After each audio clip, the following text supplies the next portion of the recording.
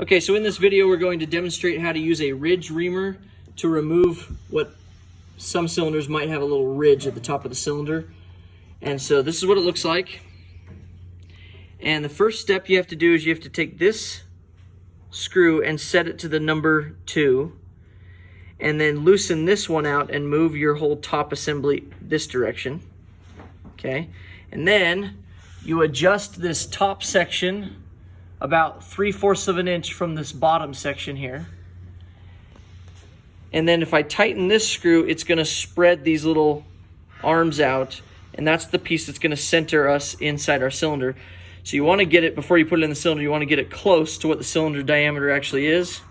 And so we've already done that. We've got it pretty close. So now we're going to drop it in so that this carbide bit right there is just below the ridge that we're going to cut off. And then go ahead and finish expanding those jaws so that it's centered in that cylinder. Okay, so now we've tightened it so you can see that our jaws are expanded down there in the cylinder, and that carbide cutter is just below where the ridge would be. Our next step is to loosen this and slide this top assembly out as far as you can to the cylinder wall. And what that does is it zeroes our bit to what the diameter of our bore is. Okay, so now I've tightened this back up, so now we're zeroed. And then the next step is to turn this screw right here to number 3 position,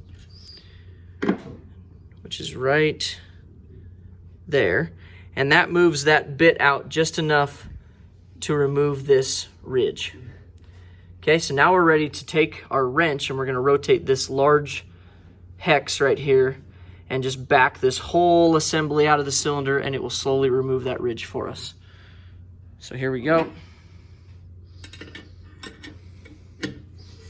And this engine actually doesn't really have a ridge on it, so this is just for demonstration, of course. But if there was a ridge, you'd hear it start cutting and feel a little bit of resistance.